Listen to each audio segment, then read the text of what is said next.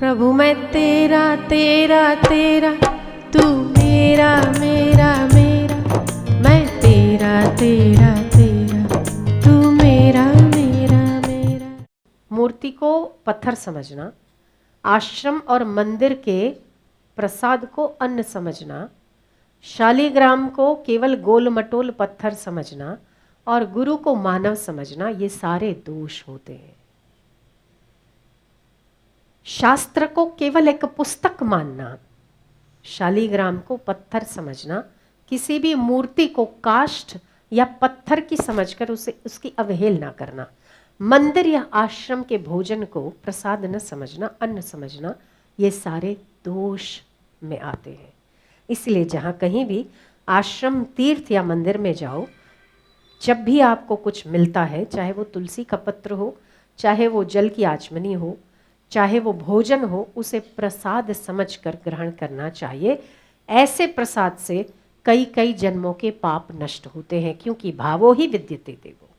आप जैसी भावना करते वैसा उसका फल होता है। यही भोजन अगर घर में करते हैं तो जमवानु आपो, होटल में जाते हैं तो खाना दो, खाने की थाली का कितना रुपया, आदान प्रदान है भोजन का। माँ के घर आदान प्रदान नहीं है, स्नेह है ना। वहाँ पर आप रुपया पैसा नहीं पूछते, मम्मी आटला वरस जमाड़े तो तारे कितना पैसा थया, पूछे तो एक लाफो पड़े, है ना। यहाँ स्नेह है और होटल में विनिमय है। पैसा देते हो तो भोजन लेते हो, वहाँ भाव नहीं है। और जब एक जेल में एक कैदी खाना खाता है तो वहाँ क्रूरता है, थाली फेंक दी जाती है। कुछ कुछ जेलों में, कुछ जेलें बहुत अच्छी होती, अमानवीय व्यवहार है। वहाँ के लिए भोजन एक दान है, मतलब एक ऐसा ही एक दिया हुआ किसी क्रूर व्यक्ति को उपहार है, दान है कि हम खाना खिलाते। शत्रु का शत्रु को खाना खिलाना કેટલું બધું ठूसी गयो। वही भोजन का आप अलग अलग अर्थ और अलग अलग शब्द करते हैं। जमी लेने, चलो आजे बहार जमी आવીએ, विनिमय। बेटा जमवानुं तैयार छे, आवी जा, हूँ तारी राह जोऊं छुं। इसमें स्नेह है ना। इसी भोजन को राख्યું છે, જેટલું ठोकવું હોય ठोकी दे। કેટલું ठोकी ना आयो आजे। ये ठोकना शब्द जो है वो आपके उस भोजन के प्रति और उस व्यक्ति के प्रति आपका द्वेष भाव दिखाता है। કેટલું ठोक्યું, बहु ठूसे आ लोगों, है ना, यही शब्द। और जब आप मंदिर में जाते, आओ ने प्रसाद ले लो, वही का वही भोजन किसी एक के लिए ठूसना है, दूसरे के लिए भोजन है, तीसरे के लिए विनिमय है और चौथे के लिए महाप्रसाद है। भाव फर्क है तो उसका परिणाम भी फर्क है, भाव फर्क है तो उसका फल भी फर्क है। तो प्रसाद, शालिग्राम को पत्थर समझना, मंदिर और तीर्थों के खाने को अन्न समझना, गुरु को केवल एक साधारण मानव समझना और शास्त्रों को केवल एक पुस्तक समझना पाप है। यदि आप उसमें भाव नहीं कर सकते तो आपका कल्याण नहीं हो सकता है, और यदि आप उसमें भाव करते हैं तो शास्त्रों का एक वचन भी आपको तारने वाला बनता है। गुरु का एक वचन भी आपके लिए ब्रह्मत्व का साक्षात्कार कराने वाला होता है। एक ही विद्यार्थी क्लास में बैठा हुआ है, एक ही शिक्षक एक ही क्लास को पढ़ाता है, वही चीज, वही बातें, वही का वही ब्लैक बोर्ड, वही का वही टीचर का हाथ, वही का वही समझाने का तरीका। एक व्यक्ति को બધું ઉપરથી ગયું, આ ટીચર છે ને બહુ પકવે છે, બહુ પાકી ગયું માથું।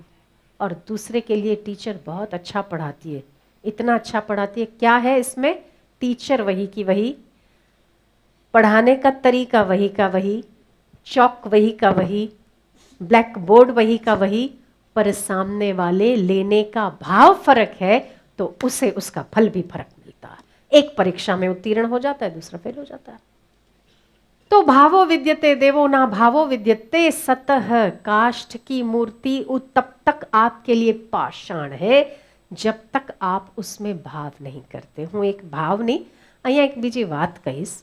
एक छोकरी थी, बहुत गरीब थी।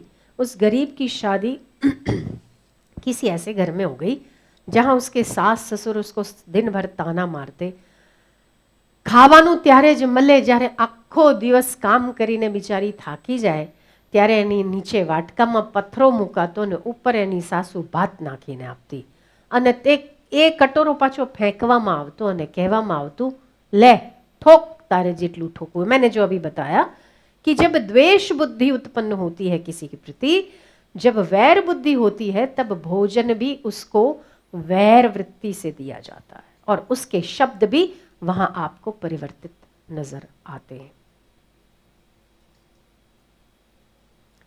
अब वो लड़की वहां बहुत दुखी रहने लगी क्योंकि उसे भोजन भी नसीब नहीं होता था। आसपास उसका मायका नहीं था, मायका बहुत दूर था। मायके में जो थे वो गिने चुने 2 लोग थे, एक उसका भाई और दूसरी भाभी। भाई भाभी भी अपने परिवार में इतने व्यस्त थे कि उसे बहन की फुर्सत नहीं थी कि वो अपने बहन का जायजा ले, बहन की सुने, दिल का हाल सुने। वो बेचारी बहन अकेली अकेली उस ससुराल में बड़ी परेशान हुई। वो सोची कि अब मैं क्या करूं और किसको सुनाऊं। तो वो हर रोज उसकी माँ कहा करती थी कि बेटा जब कोई भी ना हो ना तो पेड़ पौधों को अपना भाई बनाया करो। ये घटित घटना बता रहे हैं आपको, किसी समय की थी। वो अपने पास अपने घर के सामने, ससुराल के सामने एक पेड़ था, उस पेड़ के पास जाके रोती थी और रो के वो सुनाती थी कि पता है आज मेरी सास ने पत्थर डालकर मुझे चावल दिए, पता है उसने चावल देते देते मुझे क्या कहा, राक्षसनी भूतनी जितना ठोकना है ठोक ले।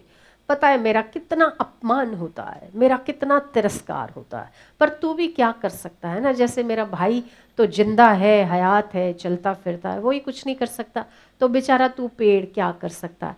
पर तू मेरा भाई है ना छोटा। वो राखी बांधती थी उस पेड़ को, उस पेड़ को राखी बांधती थी। वो थोड़ी देर उसकी छाया में बैठती थी और वो उसको कहती थी थैंक यू, धन्यवाद, क्योंकि मैं आई और तूने मेरा दुख सुना और तूने मुझे छाया दी, तूने मुझे प्रेम से सहलाया। मतलब जब हवा लगती थी ठंडी ठंडी तो वो कहती थी उसको कि तूने मुझे प्रेम से सहलाया, तूने मुझे हवा दी, तूने मुझे बैठने को दिया, तूने मुझे मेरी बात सुनी, उसके लिए तेरा बहुत बहुत धन्यवाद, तेरा बहुत बहुत शुक्रिया। मैं फिर से शाम को आती हूँ, अगर नहीं आ पाई तो मैं कल। हर रोज़ उसके मिलने का एक नियम तय था। जब जब ज़्यादा परेशान होती वो उस पेड़ के नीचे बैठ जाती और उसको अपने दुखड़े सुनाती। ये घटित घटना बता रहे हैं आपको। वो इतना दुख रोती जैसे कि अपने माँ के पास आकर कोई ससुराल की दुखियारी बेटी जैसे अपनी सारे उल्हाना देती है, उसी प्रकार वो उसे सुनाती। एक दिन क्या हुआ कि वो सुनाते सुनाते उसको इतना दृढ़ता से ये लगने लगा कि ये मेरा भाई है, जो ये वृक्ष है वो मेरा छोटा भाई है, मैं उसकी बड़ी बहन हूँ। वो बिल्कुल उसी तरह उससे बातें करती थी जैसे वो उसकी बहन हो। एक दिन कोई पेड़ वेड़ काटने वाले आए तो उसे पता नहीं था, उस पेड़ को उन्होंने काटा क्योंकि वहाँ पर कुछ रास्ता बन रहा था। जब उस पेड़ को काटा गया तो लोगों ने देखा, ये हकीकत बता रहे हैं आपको, लोगों ने देखा कि उस पेड़ में से रस या दूध निकलने की जगह पर खून निकलता है। खून क्यों निकलता है? सामने वाले व्यक्ति का सुदृढ़ भाव उस वृक्ष में भी रस की जगह खून बनाता है। आपका भाव, आपका भाव।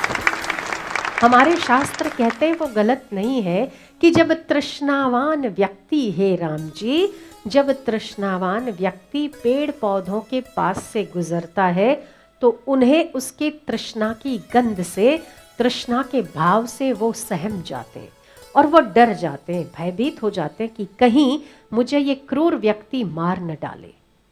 और जब उदार मना व्यक्ति जब रास्ते से गुजरते हैं तो आसपास के रास्ते के पेड़ भी हिलकर ये संदेश देते हैं कि अभी उदार मना कोई व्यक्ति गुजरा है, इसीलिए हम प्रसन्न हैं, हमारा होना यहाँ पर सफल है।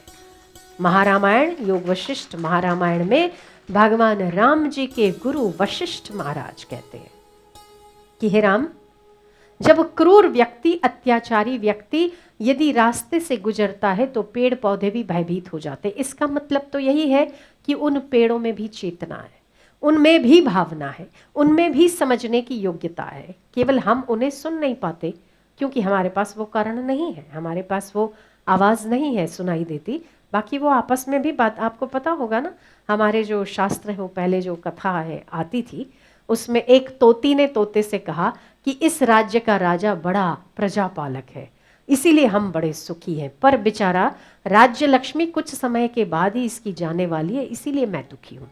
आपने सुनी होगी ऐसी कथाएं। तो ये कपोल कल्पित कथाएं नहीं है। आपको पता होगा रामायण भी एक शुकी ने शुक से और शुक ने शुकी से कही, तोते ने तोती को सुनाई कि रामायण काल में राम जी का ऐसे हुआ और सीता जी वनवास गई। तो ऐसा नहीं है कि पशु पक्षियों को हमारी भाषा समझ में नहीं आती, फर्क इतना है कि हमें वक्त ही नहीं है कि हम उनकी भाषा को समझ पाए, हम में वो हृदय ही नहीं है कि हम उनकी भाषा को समझें, या हमारे पास वो वक्त नहीं कि हम उन्हें वक्त देकर कुछ समझाएं।